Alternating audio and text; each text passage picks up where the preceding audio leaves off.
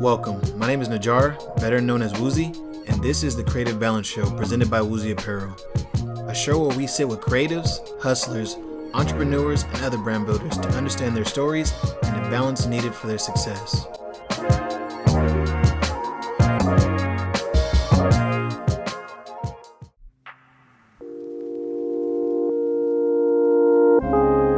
Today, I'm joined by the lovely Des Washington, better known as the Grumpyburgerlady. Des started her journey at Take 3, a movie-themed burger restaurant, but after surviving the pandemic, decided to branch out on her own.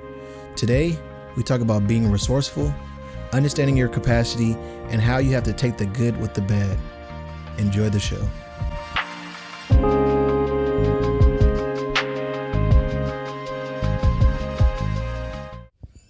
Welcome, guys. It's your boy Najara, aka Wuzi, and we're here at Teasers in Tower District, and we're here with somebody that I'm actually really excited to talk to. But I'm gonna let her introduce herself. Well, hello. I'm Des Washington. I am the owner of Grumpyburgerladys and D's Craft Experiences here in Fresno, and I am also a business-to-business support specialist for the Fresno Metro Black Chamber of Commerce. So, wow, that's a good like a rap sheet right there. Thank you. So, like, I know you say you called yourself a serial entrepreneur. Is that how you would classify yourself? I wouldn't. I actually hate that title, but I recognize that a lot of people probably see me that way. So it works. I get it. I am definitely a person who has tried my hand at many industries, many jobs, many businesses. So yeah, I would say in my soul, there's a bit of a serial entrepreneur in there. So like if you met someone randomly, how would you describe yourself? Usually I would say I'm a local business owner and a community advocate.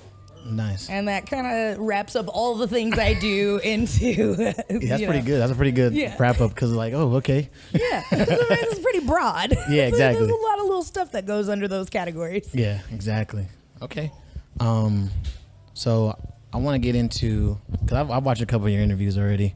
And I feel like what's always missing for me, at least especially when I like watching interviews about people, is like their upbringing.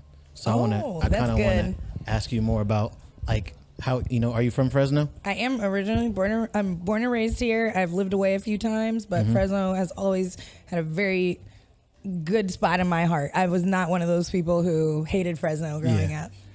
I think I can say though that the reason for that is because I had a very good upbringing. Obviously have my traumas or whatever from my childhood, but I always acknowledge that I was very blessed to grow up in a 2-parent household and knew both my parents. I know where my crazy comes from. And I also grew up experiencing a lot of things. I was blessed to be able to travel around a lot. My parents would take us, around California. And then as I grew up, I started to travel out of state, now out of the country. I think that was a big piece of not hating Fresno, seeing other places, realizing, I don't really like the people in LA, or I really don't like the people in New York, and just realizing why this place is beautiful, why the people here are beautiful, why their energy is so good. That's what everybody else loves about Fresno too. Celebrities come here all the time. They go, there's just something about this place. Yeah. Maybe it's the women. Exactly. It's the energy. It's, it's that homegrown, working class folk who, are family oriented. You don't find that everywhere. You don't find this sense of community for all the things that are wrong with Fresno. That is, I think, ingrained across all of us, all races and cultures and, socioeconomic status. I think we're just cool working folk who appreciate like a family environment. So I was, my upbringing was pretty good and pretty blessed and with a lot of opportunities to see a lot of things, go to different events. I used to get dragged a lot as a kid to like a lot of the black events in town, things that I attend now. There used to be this thing called Evening of Elegance that, I don't know, I think the African American Studies at Fresno State or somebody put it on. And, I'd be like my kid's age, 9, at this like formal dinner, and I was bored out of my mind. But I recognize as an adult, that is a big piece of why I'm so comfortable moving in all the spaces I'm comfortable in. I've been here. I've already been here for a lot of years, so it's less intimidating, I think. So I know you said you traveled a bunch of places. Where were was it just New York and LA or? Oh no, I've been all over the country. I haven't been to as many other countries as I would like. I'm getting into that more as an adult and with more budget, right? Yeah, exactly. Because I definitely wasn't raised wealthy by any means. I think I was raised by creative people, entrepreneurs as well. Nice. My dad is definitely a serial entrepreneur. So people who see opportunities and seize them, people who are able to do a lot with a little bit, that definitely is a huge part of my personality. And so, yeah, I've been able to do some really cool things with some really small budgets.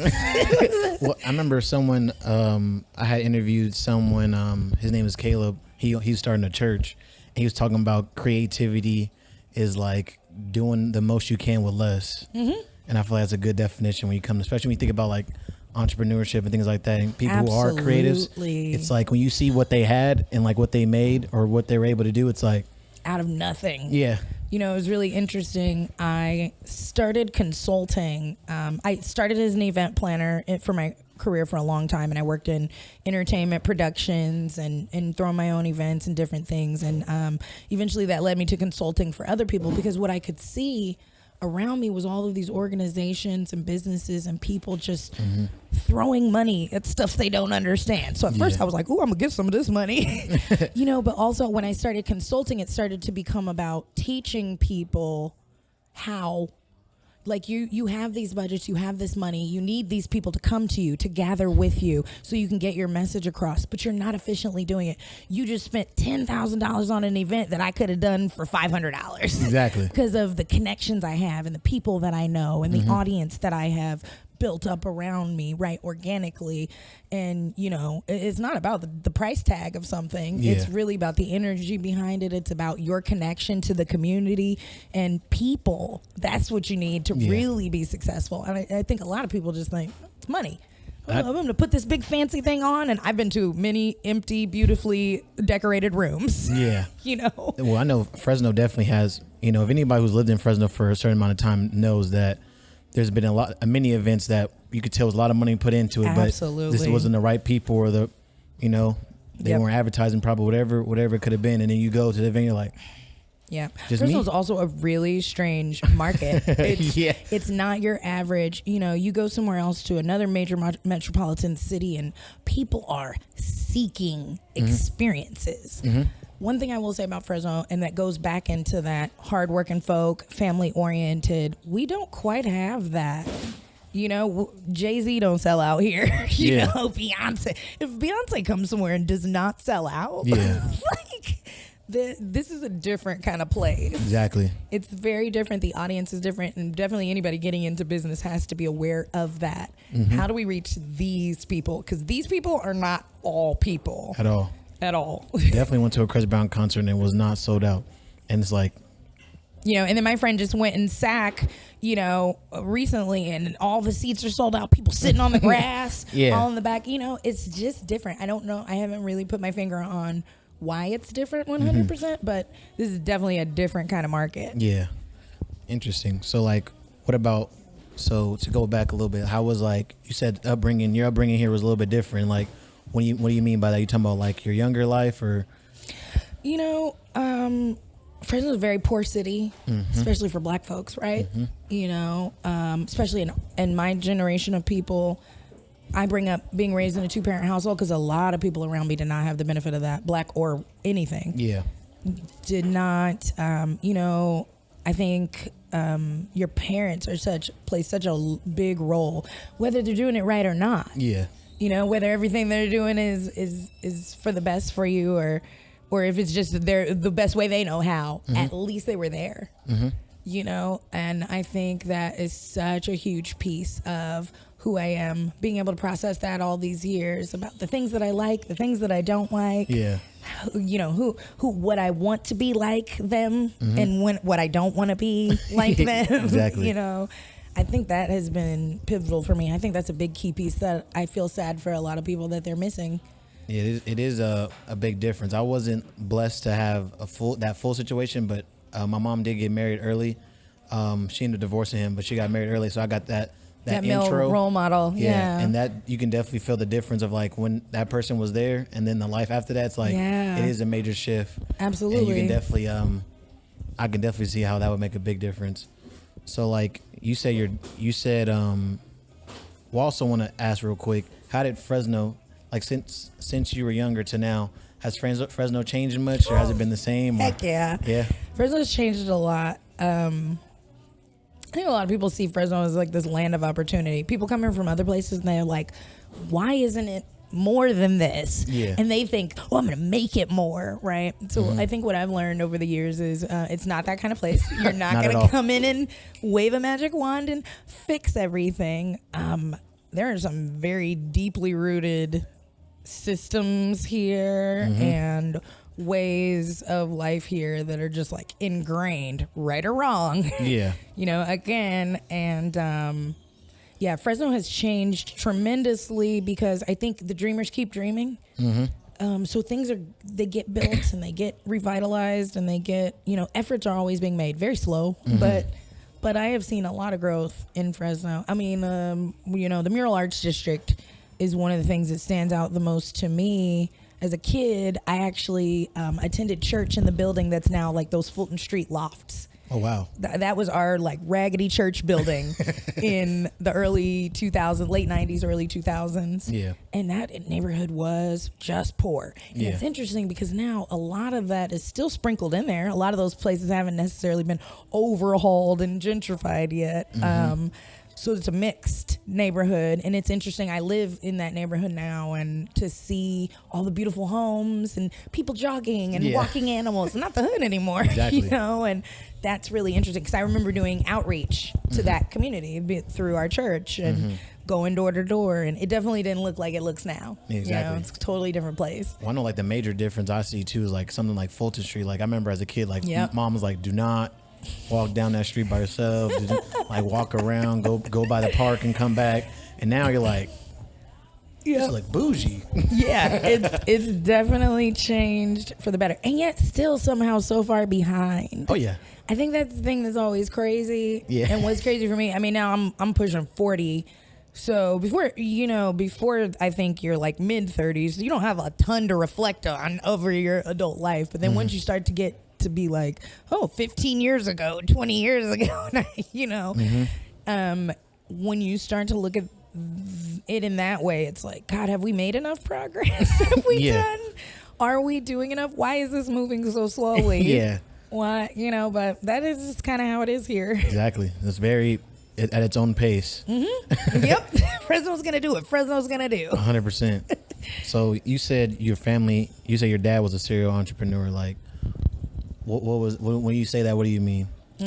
So when I was born, or shortly after I was born, my dad had already been a contractor. My grandfather got him into contracting and construction work, and he was already a contractor, but he opened a restaurant shortly after that. Yeah, and got in the burger business when I was really young. Okay. So that's where my background in burgers, started. Was growing up in the back office of that restaurant. Yeah.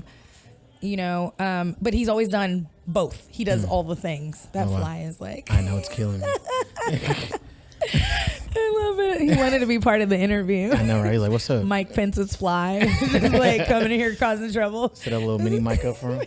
Right. He needs a headset.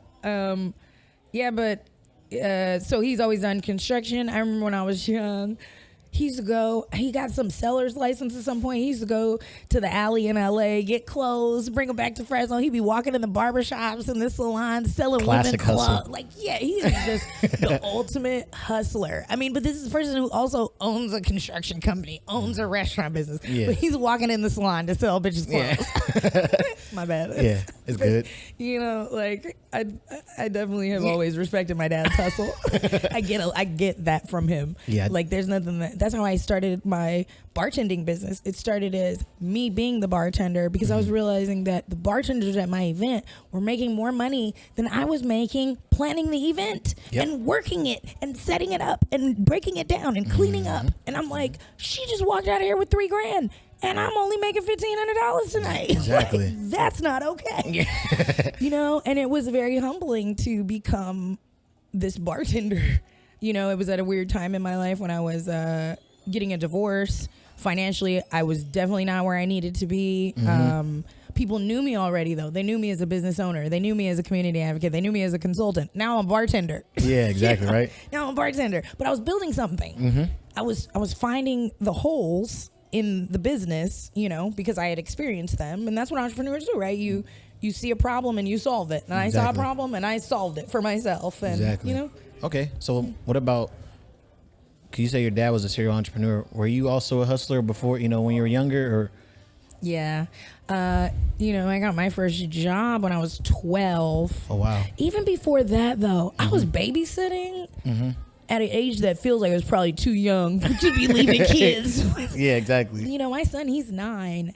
I got to think probably a year or two from there, I was already babysitting like 6 of my cousins. Yeah. While my aunts and uncles and my parents all went out, you know, and they give me $20 and I will watch all the kids, you know, for the night. And I was always like the grown up. Yeah. So I've been a hustler for sure since I was young. When I was working at the daycare, I was able to save a bunch of money. And I remember that next school year, we were set to go to New York to be in the Macy's Day Parade. Oh, wow. Yeah, I was in color guard. I was like band geek person, but not even a musician. The one spinning the flag, you know. And so I was able to like make like $2,000 over that summer. And I remember spending every penny of it in New York. Every penny. I don't even know how I got all the stuff I bought home. Like my bag just must not have been that full, but I bought like a whole wardrobe in New York. Oh, wow. It was so yeah, I've always understood that money is you buy things with money. You need money to buy things. Exactly. And, so I started hustling young because I wanted things. That makes sense. So I started from a young age. Yeah, absolutely. It was definitely always there.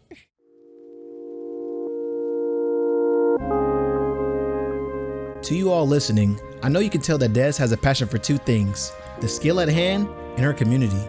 To be honest, how couldn't she be? From only at the age of 9 being dragged into community events and doing community outreach, to traveling away from her hometown and getting perspective on what it makes it so great, to even having her father around being the true definition of a hustler. Des took these unique set of experiences and used them to her advantage early on, so much so that she was able to save $2,000 for a color guard trip to New York. Having these experiences widened her scope at such a young age, gave her a better understanding of where she was in the world, what she wanted, and as we'll hear next, what she had to do to obtain those things.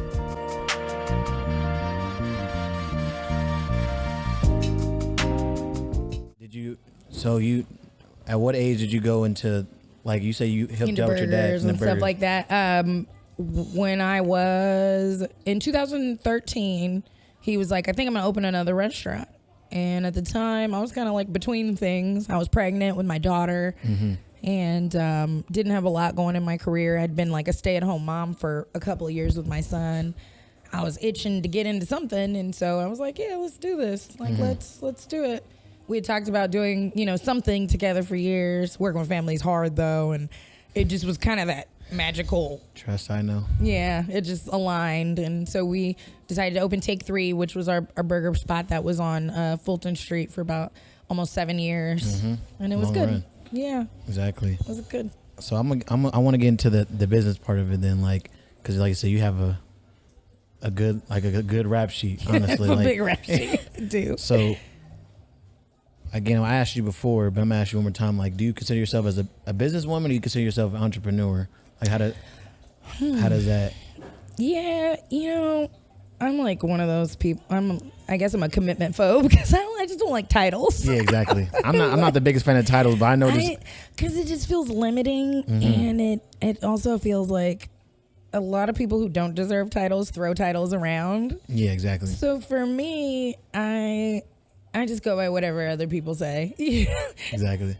It's not really, I consider myself a woman of the people. That's what I would say that I consider myself. I love people. I love helping people. I love feeding people. Love getting people drunk. Yeah, exactly. love having a good time with people. What I am is a woman of the people. It is all about that for me. It's about having a good time. Everything, and no matter what, if it's just eating a burger, it's like we're having a good ass time. Yeah. Like that's what I am, if anything. Like I said, I like that answer way better. Like, And that's the funny thing. Like, making a question like, what's an entrepreneur, businesswoman? Like, as I was looking up I was like, what's the definition of entrepreneur? The definition of entrepreneur is someone who takes a larger than normal financial risk on multiple and runs multiple businesses. I'm like, I guess. Yeah.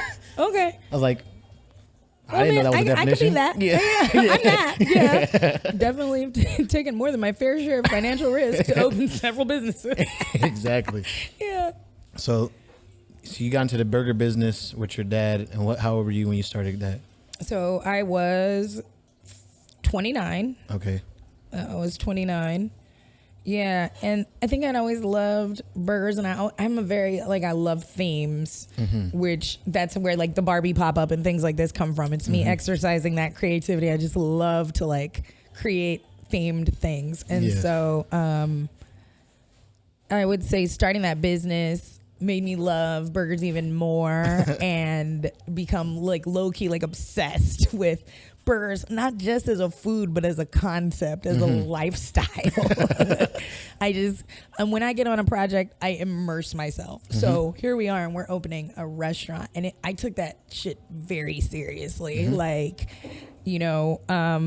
My dad was like, I'm thinking about putting a couple movie posters up. Movie posters? Yeah. Absolutely not. I know a muralist, exactly. And this is before a lot of people were doing murals and stuff. Definitely lots of people got murals after we did that and put up in their place of business. But so I felt really good to be, on the front end of that trend, and to have had, I really dove deep into it. And I felt like I contributed a lot to the business. It was really where I first saw myself as an entrepreneur, even though I had been self-employed for a number of years, on a project-to-project basis. This was my first time, seeing what it takes to open a storefront, which is a lot. It's easier because my dad's a contractor, right? So nice. That's nice. We get that already, and we don't have to worry about that piece of things. But, the furniture and the layout and the functionality, the logistics, the staffing, our customer service and all those things, I was really, played a lot of key roles in doing that kind of stuff and finding things within our very small budget, because even though he's a contractor and he's an entrepreneur, we don't have a buttload of money to just pour into this. We built that restaurant on a string and a prayer, but not necessarily because we had to, but because we were resourceful enough to do so. Exactly. And I thought that was so cool. That's something I still keep with me for sure till this day, is that we did a dope thing with very little. I've been to Take 3 many times, and like I said, it was definitely I think people take for granted, not especially when you think about people who want to pop up a business here.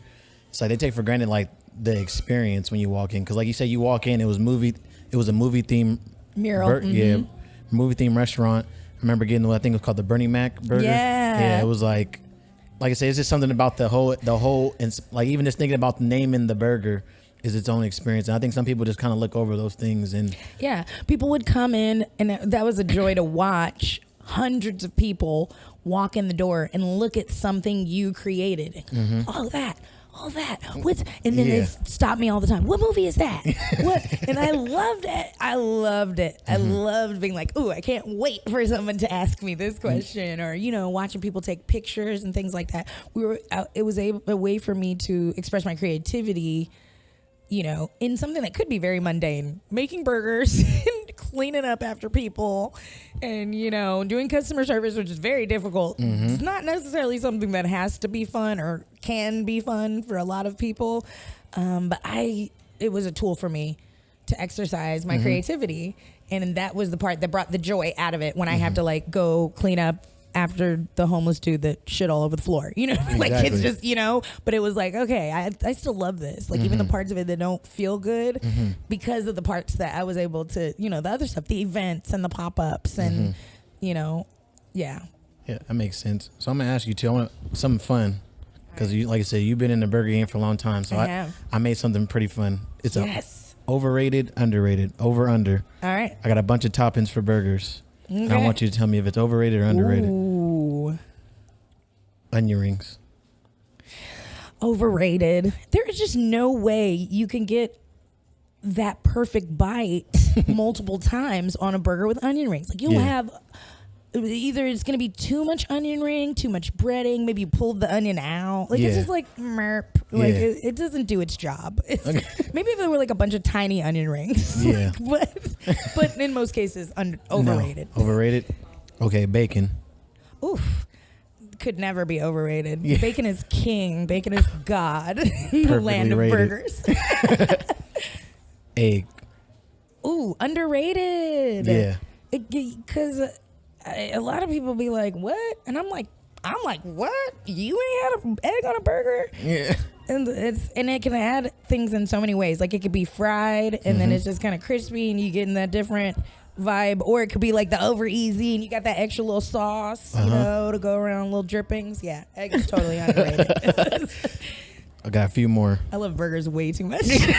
Listen, I'm passionate about me this. and my cousin go through this all the time because he's like, bro, burgers is one dimension. I was like, nah, you ain't explored it yet. Don't ever disrespect burgers like that. Yeah. Oh my God. So, sauteed peppers or like sauteed peppers / sauteed onions. Ooh, underrated.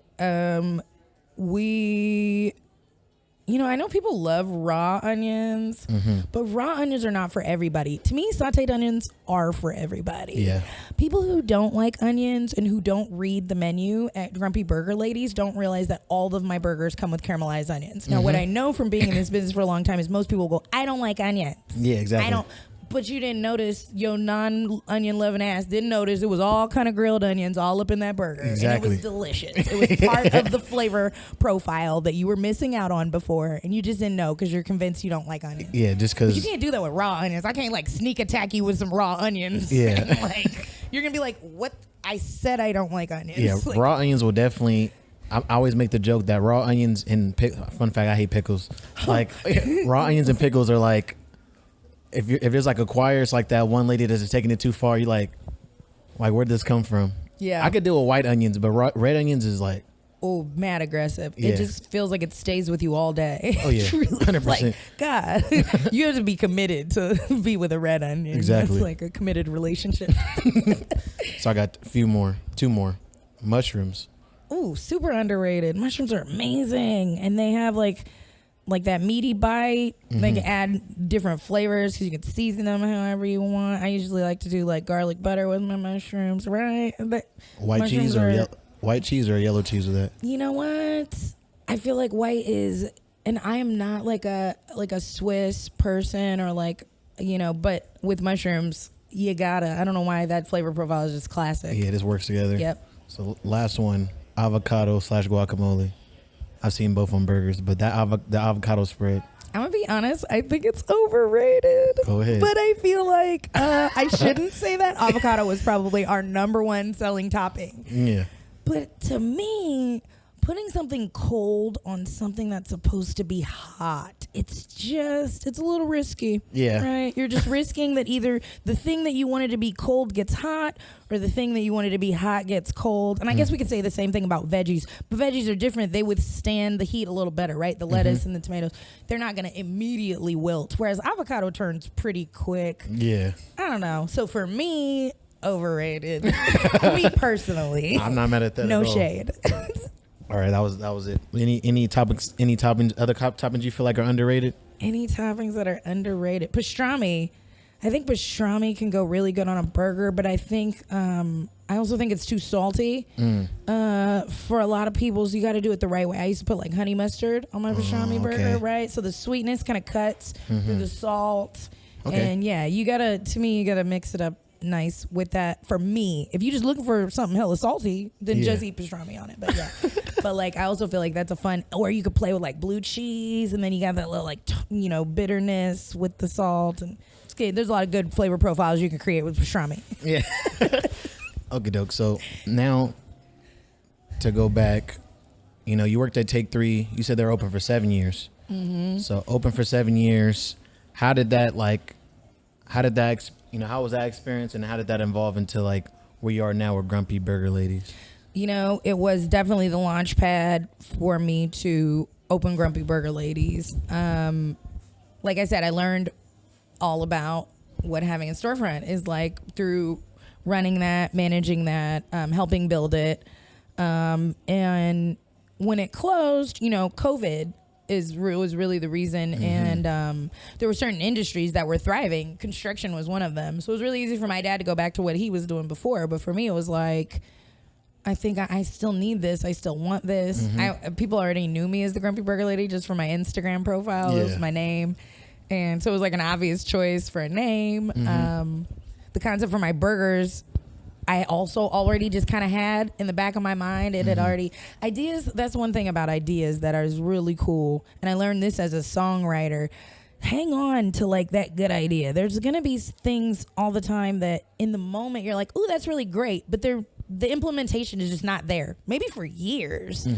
The Smush Burger is kind of one of those things. It was an idea that I had in a random conversation with a friend that was like, make smash burgers. I was like, no, I'm not making something somebody else already made. I'm going to make something else. That's what Smush Burgers was. Yeah. It was already in there. Years later, here I go. I'm starting my own thing. What am I going to do? Oh, I'm going to do that thing I thought of that one time. So that was kind of how that came about. And then everything just kind of flowed. I was approached with an opportunity to open up a brewery. And that kind of got me going. It wasn't the right opportunity for me. I wanted something bigger, something more. And, but it's all these little things are going to be the thing that leads to the big thing. Exactly. All these little seeds planted along the way. For those who don't know, explain what a Smush Burger is. A Smush Burger is, first your toppings go down. And, your bacon, your mushrooms, your blue cheese, and it starts to, caramelize on the grill. You smush your meat into the top of those toppings. And so all that goodness is like cooking into the meat too. It also guarantees that the patty stays juicy. People think when I smush it that I'm smushing out all the juice. Like, it's impossible. Yeah. It's not possible, honey. But, and then, so you get that nice and cooked and all smushed together, and then you add that to a brioche bun with 2 slices of cheese, and then you smush that. Oh, wow. All together. So it's like everything's smushed. It's like home. It's warm and it's melty. It's extra super cheesy because I love cheese. And yeah, it's like it was kind of a variation of things that I would make at the restaurant for myself, right? Yeah. When you work at a restaurant and people will be like, do you eat fries every day? Do you eat burgers every day? And the funny thing is, like low key, if you're busy, yes, because you don't have any other options. Exactly. So there would be things that I would make for myself that I was like, because I'm tired of the same thing all the time. Smush Burger is definitely the type of thing I would have made for myself at Take 3. Okay. When I was like, I'm hungry and I gotta go. Well, that makes sense. When I used to work at Chef Paul's, that was what we always did. Like, I used to work with Eddie, and that's what we always do. Like, when it died down and we're hungry, it's like, we're not eating what's on the menu that we could eat all the time. It's like, we're going to remix something. Exactly. That's where some of the best ideas come from. The best creations come from that. Exactly. Yeah, trying stuff out. Okay, so now you go from Take 3. How was that period of COVID? I know you were doing, even though COVID was rough, I know my grandpa's restaurant was rough during COVID. A lot of food industries got took a hit because at first they were closed and they said you could be open, but now people aren't coming in. And all the food shortages and, prices being sky high and the lack of foot traffic. It was a big hit just in general. Everybody had to pivot or die, Exactly. A lot of businesses died. I would say that I feel blessed because of my upbringing, because of being this serial entrepreneur. Just like my dad pivoted, I pivoted. And it wasn't... it didn't feel like an impossibility even when it was really rough. I learned a lot about myself in that period, my ability to survive at a time when like the biggest industries weren't surviving. There are still things that just have never been the same ever again. And like, so those of us who were able to continue making money, and so that's something I'm really proud of, to have been able to make it through that period. Yeah. I didn't do a lot with burgers during that time because I'm gonna be honest, the profit margin on food is just not that high. So I pivoted to my business that was, better profit margin, alcohol. And that was kind of what sustained me. And then I also got more heavy into my consulting, which is what led me to the chamber eventually. Nice. So I just pivoted. We all did. Yeah. I also saw that you gave over like 600 burgers away. We did. I remember you were really pushing those burgers. We were open until December of 2020. So we got through that first year, and the way we got through that first year was through this like charitable thing that we just kind of started doing. I was still going to the stores every day, even though everybody else was sheltered in place because they're like, oh God, this is terrifying, blah, blah, blah. That wasn't my life. We still had the restaurant. We didn't know what was going to happen. So I was still going and shopping at stores that were empty and the shelves were empty and seeing the people thinking, God, they have to feel so scared or, because they don't have a choice. Exactly. They're essential and they don't have a choice. I'm super empath. So that's usually what drives everything, every idea that I get is like, I connected with those people and felt so sad for them. Felt like this has to be so scary and so hard. Everybody else just gets to go home and sit at home and watch from the TV, and you have to be here. So that was really what started it. Was like, I want to take them free food. Also, this girl had given us $200. That was where it really started. She gave us $200 and she said, give burgers out. Just give 20 burgers out. Yeah. But nobody would come get the burgers. They were like, well, give it to someone less fortunate. So that was where the idea came from. I thought to myself, well, who's suffering the most right now? I knew there was people with food insecurities. So we also obviously reached out to families who, people were displaced. There were people living out of hotels during that time. There were so many people in such terrible situations. It was the joy of my life to be able to bring food to people who had a smile on their face. It was just a smile. Here, some burgers. And they were like, thank you. Yeah. This is a really shitty time. Thank you for those burgers. Is there an interaction at that time that sticks out to you in your memory? All of them, I think it was all of them. I think the only interactions that stick out, I'm going to be honest, are the negative ones, because it was like, how do you have room to be a fucking asshole with the world the way it is right now? Yeah. That's what really stood out. There was so much beauty, so much beauty in that process. And people were so humble, but some people were not. Some people could not. Yeah. Some people just do not have empathy. And yeah, so I would say the real standout situations were probably things that were not cool, Exactly.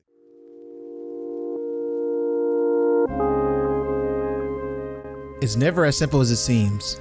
No matter if it was Take 3, D's Crafts Experience, or the Chamber of Commerce, Des had to assess the pros and cons and make the best decision for the circumstances as they continue to change. And that's a nugget that we can take here. You will be faced with opportunities that have their own benefits and challenges, but if you're able to vet those situations based on your current circumstances, you can make a sound decision at each turn. But if you listen to Des, that doesn't mean everything is going to be rainbows and sunshines. For example, when it came to Take 3, she was able to make great food while also putting emphasis on creating an equally great customer experience by use of her creative decor and movie-themed ideas.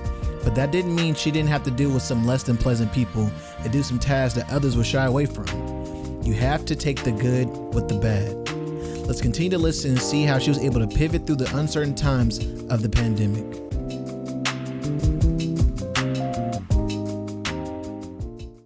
Exactly. Okay, doke. So pandemic happens. Obviously, like you said, if you're a smart business person at that time, you really just had to pivot. Like, some people want delivery and things like that, but you decided to go the route of bartending, doing a bartending service. How was that? Like, how did that idea? So I'd already been bartending, and I already knew people like my drinks. I had custom menus that I had already created, and so at that time I just decided, let me get more creative. People are sitting at home, they don't got nothing to do.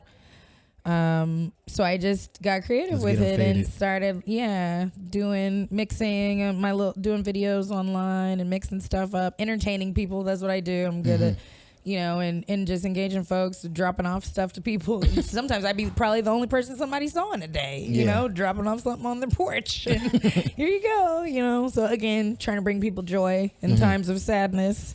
That's my main goal, I think, always. And yeah, it was good for me too, because it got me up out of the house. I had lost so many opportunities. 2020 was supposed to be a really good year for me, like it was for a lot of people. And I had built to a really good place in my career. And I was proud of the things that were coming. And then just have all those things just ripped out from under you like overnight. And you're hoping and praying, please don't let this cancel. Please let this be over. Please, please, please, no. Yeah.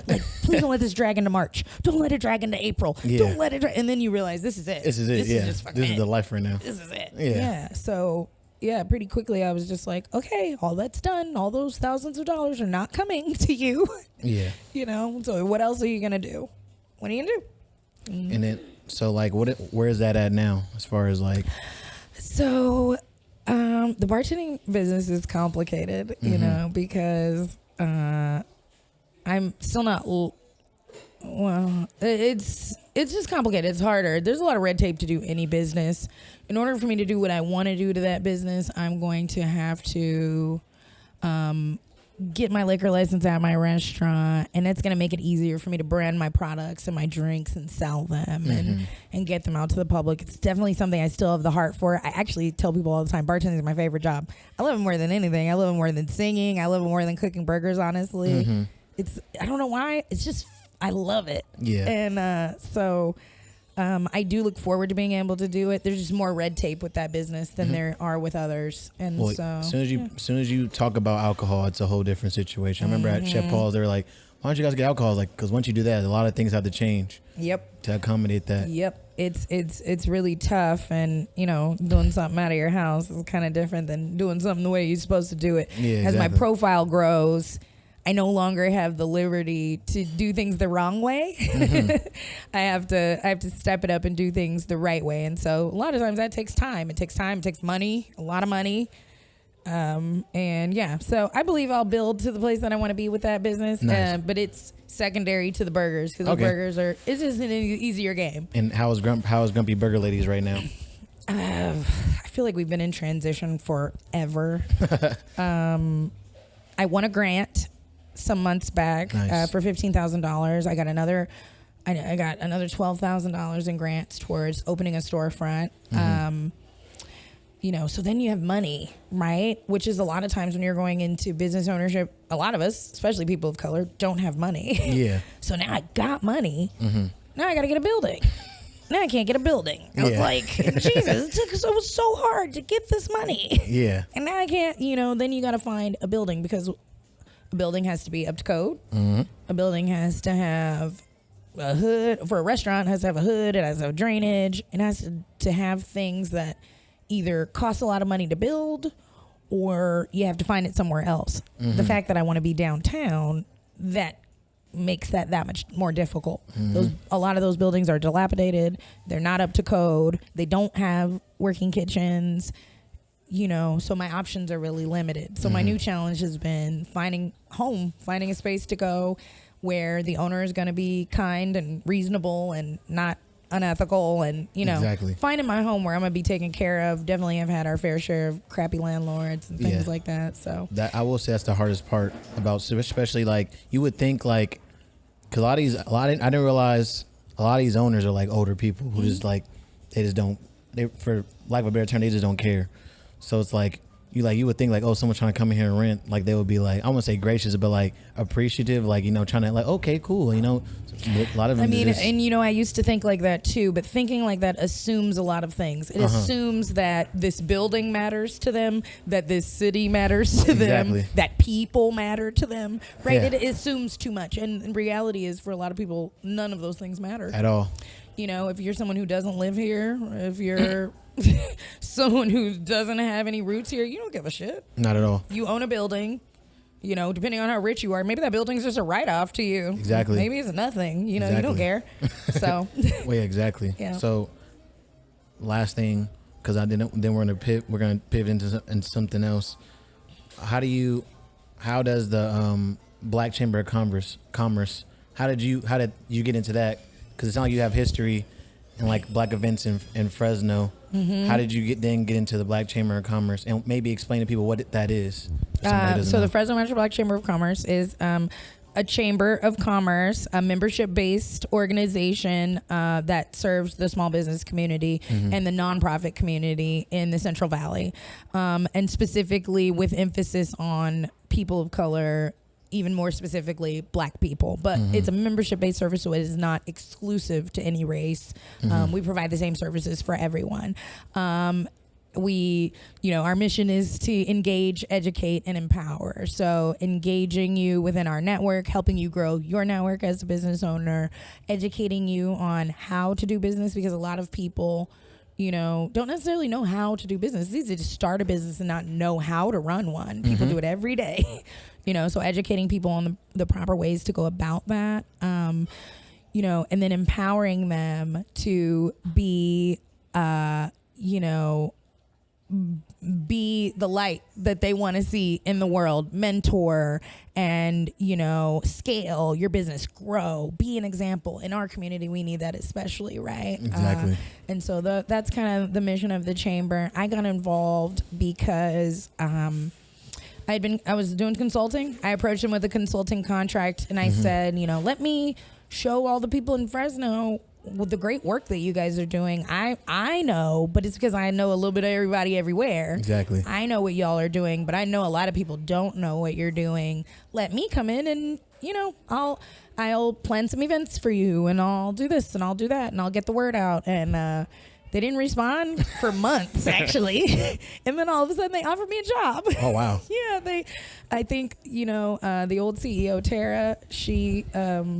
I know she saw something in me. I know, I know she wanted to work with me. I think her wheels started turning on what is it that I want from this situation, and she figured it out. And she put it on paper, and I accepted. Yeah, that's a good way to handle a business deal. Like, how about we just hire you? Yeah, how about this instead? Exactly. Yeah, and we negotiated a little bit, and it was a tough transition for me because I was very day job resistant. For a long time, I felt like there's no way I can be this creative and be held down by a job or someone else's organization and their views for their company. But that's not, that's not the reality of it. The reality of it is that it grows you even more. It can, and in order to lead, you have to be able to follow. And, exactly. There's a lot of principles in that. And I've grown so much over the last few years being at the chamber. Yes. And also, it connects me directly to resources for my own business. Exactly.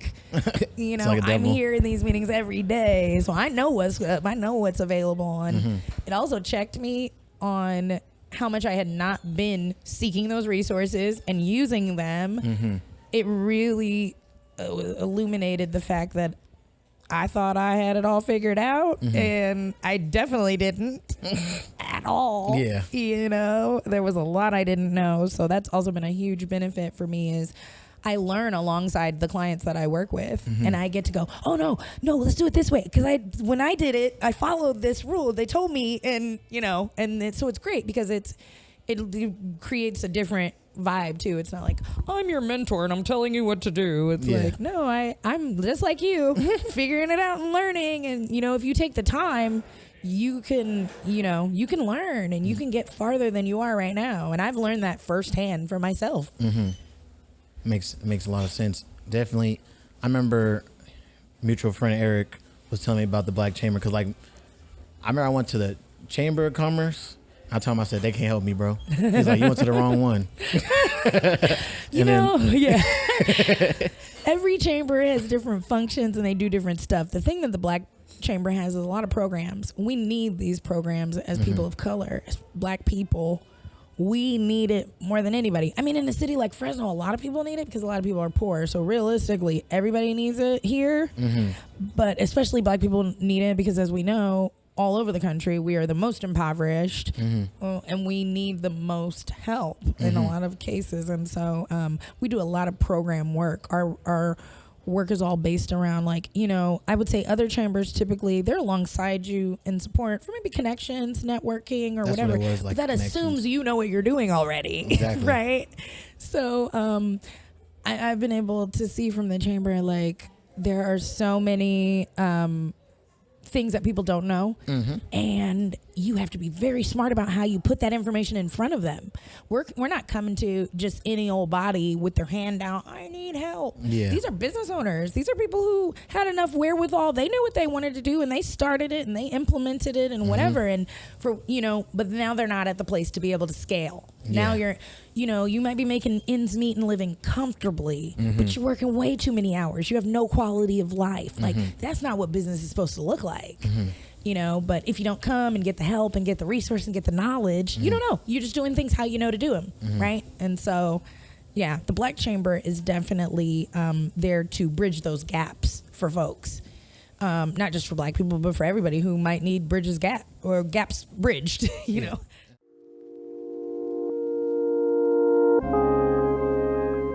Have you guys heard the saying, knowledge is power, but resources are king? That's the phrase that kept running through my mind as I listened to Des speak. During and after the pandemic, resources were very limited, as we all know. So you only had two options. Either wait till resources were available again, or you took advantage of what was available. Des did a mixture of both. When demand was low for food, she switched over to bartending, which offered higher margins of return. When she was faced with the red tape of the bartending industry, she was able to go back to the restaurant business and leverage that for more opportunities. Even while working for the Black Chamber of Commerce, she quickly realized the resources that she wasn't tapping into and took advantage of those as well. We all start in different places and are faced with our own roller coaster of life. But if we can learn from Des to be observant for opportunities available, you will be able to take lateral steps that will continue to lead you to your goal instead of completely taking steps back. Now let's go back and listen to how Des is able to handle all the things on her plate while still maintaining the things that are important to her.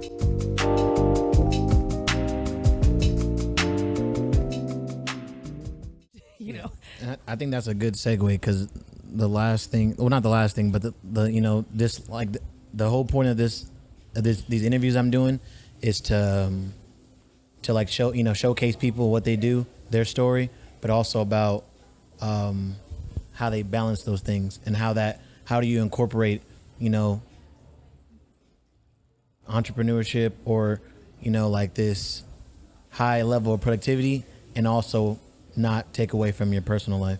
So I want to ask you personally, because honestly, like I said, you have children, you chamber, you also have multiple businesses. Like me personally, I'm like, I don't even know how she makes all that work. So I was gonna say, like, how do you, like, what does that look like for you when it comes to balancing those things? One thing I've learned over the years, because people ask me all the time, how do you do all the stuff that you do? Capacity building, which is a lot of what we teach through the chamber and for business owners. You only have so much capacity, right? You only have your cup, right? I feel like I have a really big cup. It's really hard to fill it. It also takes a long time to pour it out, though, Yeah. And over the years, I've realized that self-care is extremely important in everything that you're doing, that you have to be very intentional about how you grow your capacity, what you're growing it for, what is your purpose, what is your reason behind all these things, right? When I was younger, I think I would just take on lots of things. So I grew my capacity because I just took it all on. I just piled on that plate and bitch, you're going to eat it. Yeah. Like, it's just, whatever. And so I grew a lot from that. Now I'm growing by pausing, by recognizing where I've been, what I did to get me where I am in good ways and in bad ways. And what I need to do to get to where I want to be. Because as much as I have on my plate and as much as I do, I'm still not where I want to be. And like you said, I have 2 kids and I have all of these responsibilities. I have employees now. I have staff who rely on the money that I put in their pockets, and so I'm realizing in this season that in order to build the capacity I need to get to that next level, I'm going into a season of listening and learning and pausing. Okay. In your youth, you're pushing for it. You're like, I want it. And as I'm getting older, I'm realizing it's more about what you're learning along the way. And when you're running towards something or rushing towards something, you're not picking up a lot, on the way. Yeah. Because you're running. So what are some of the obstacles? Well, let me I always forget to address things because in my head I always address it, but anyways, I'm one of those talk to myself in my head people too. But yeah, I think it's really like, I like the way you said it, where like at a younger age you piled that plate up, because I think a lot of people can relate to that, because some people have had a little bit of easier life, and now when things are like more overwhelming for them, it's like shut down. Yep. And like to have that like at a younger age where it's like you were babysitting like all your cousins, and it's like working at an early age and things, all these different things like color guard, find ways to make that work. You kind of get to a point when you get older, it's like we're just gonna make it work like we always do. Adversity definitely is such a great tool, in my opinion. And I do think that the lack thereof creates very lazy people. Yeah, like you said, who can't deal with those challenges. If somebody's always handed you everything, you've never learned what it's like when it's not handed to you, and when you have to earn it and go after it. Yeah. Sorry, I lost track of the question.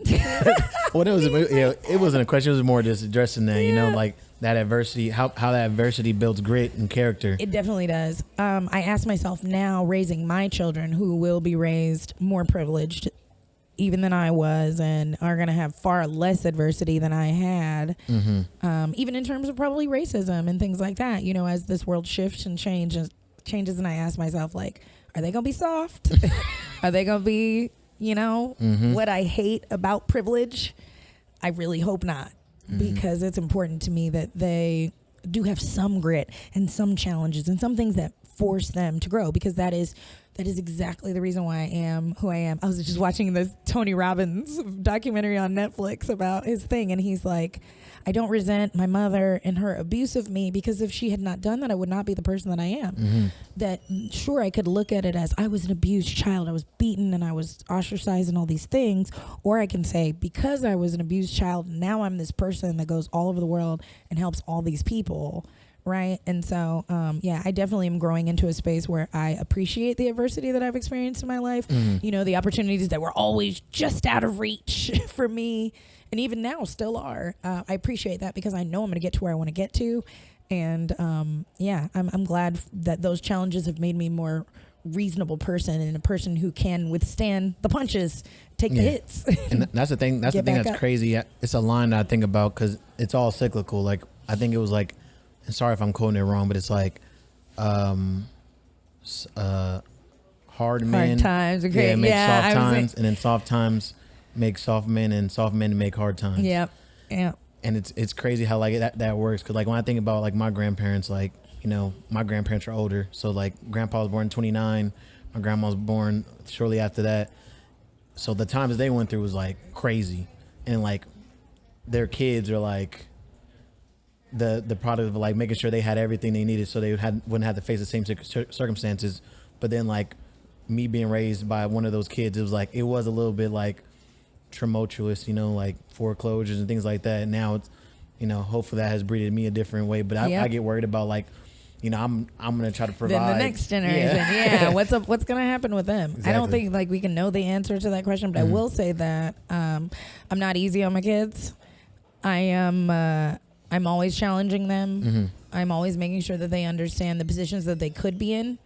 There's a lot of people out here who have nothing. Anybody is one day away from having nothing, right? Anybody. The pandemic should have really taught people that, because people fell from the highest of places down to the bottom. Yeah. So many people. Celebrities got OnlyFans.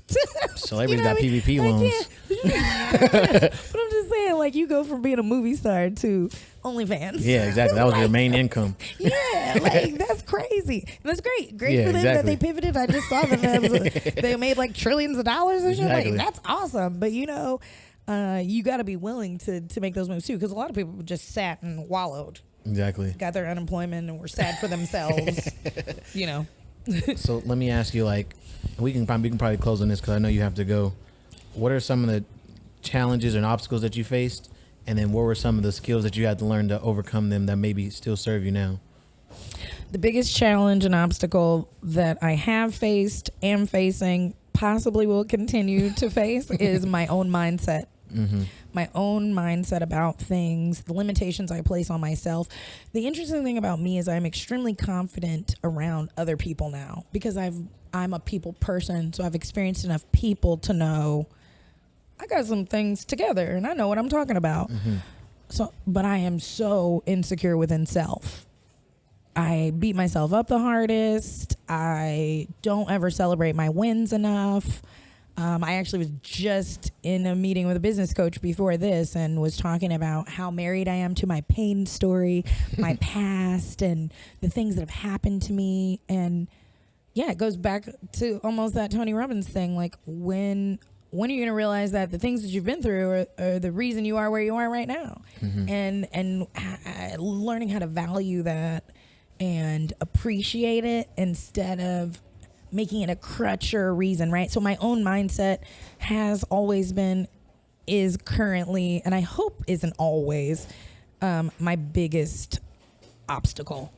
Getting out of your own way, because you can only go so far as is. You have to constantly be growing, changing, pivoting, or you're not going to know what to do, right? You have to. So I'm the only one who can really get in my own way, and I do. And so that's an obstacle that I'm very aware of, and I'm a lot more intentional of today than I was when I was younger, for sure. Exactly. Okay, dope. I think that's everything I got written down. Great. You want to tell the people where they can find you at? Yeah. Make sure you're following Grumpyburgerladys at Grumpyburgerladys. It's LADYS. And also D's Craft Experiences. You can follow at D's House Fresno. We're on Instagram and Facebook. We post our events regularly, where we're going to be popping up and where you can find us all over town. Also, please follow Fresno Metro Black Chamber of Commerce. Sign up for our newsletter. Even if you don't become a member, there are so many opportunities that you can get for free just showing up and attending the different webinars and meetings that we have to offer. Bet on yourself as a business owner and show up for yourself and do the thing you don't want to do. Thank you. I appreciate you for having time for this interview today. Absolutely. That was great. Thank you. I hope you stopped being nervous at some point. Oh yeah, I got over it pretty early.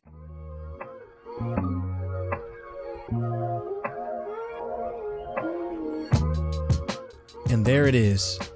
Thank you for listening to this episode with the lovely Des Washington. I hope you got as much enjoyment out of it as I did recording it. To find out more about the show and find other episodes, check out wuziapparel.com/pod, or you can subscribe to us on Apple Podcasts, Spotify, or wherever you prefer to listen to your podcasts. If you're watching the video version, do me a favor, like this video and subscribe for more content. To my audio listeners, do me a huge favor and give us a 5-star review on Apple Podcasts. It helps out a lot. This is Najara, better known as Wuzi, and thank you again for listening to the Creative Balance Show, presented by Wuzi Apparel.